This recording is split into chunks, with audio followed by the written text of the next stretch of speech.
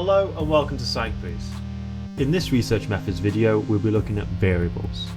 We'll define what the operationalization of variables mean, and we'll also be defining the independent variable, the dependent variable, the covariable, the extraneous variable, and confounding variable.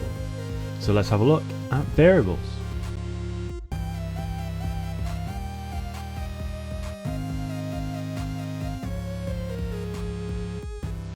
So first of all, the term operationalization.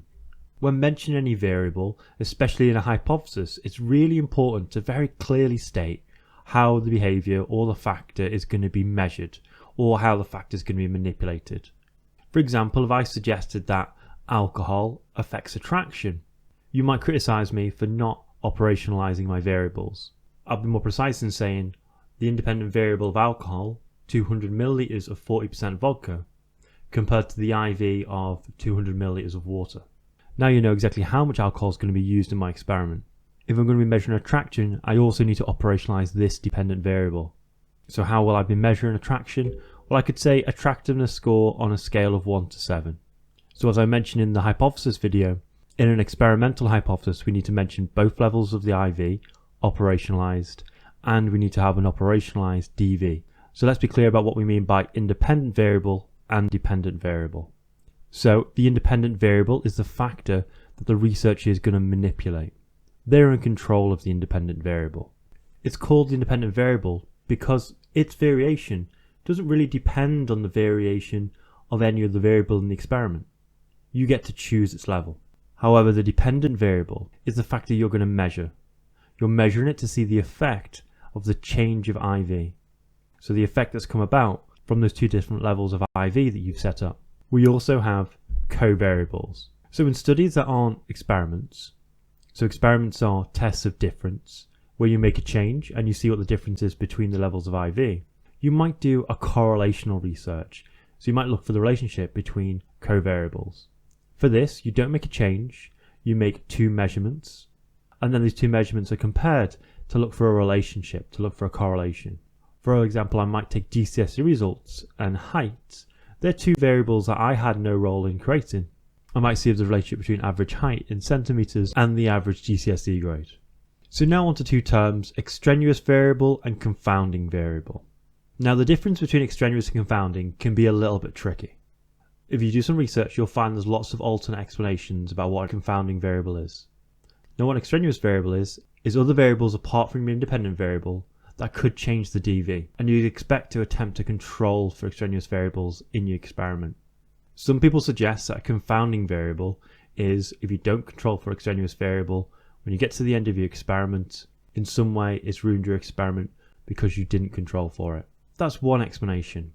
However, I think the explanation I'm about to explain to you is actually the correct one.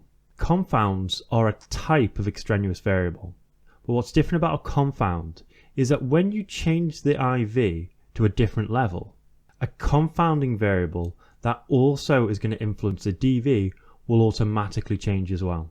So let me give you an example of an experiment we could run where we might have a confounding variable. Let's say you have an idea.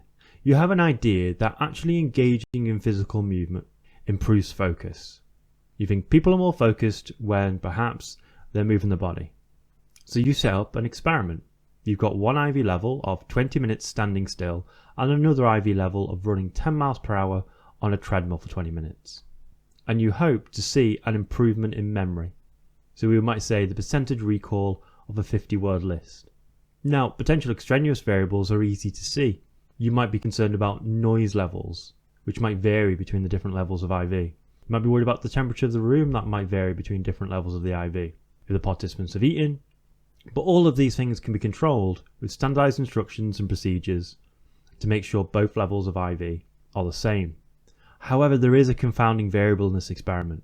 This is fatigue.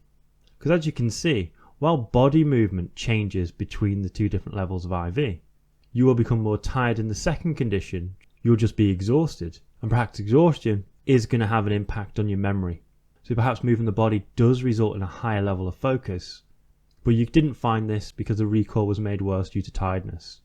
The confounding variable of fatigue changed automatically as the independent variable of body movement changed itself.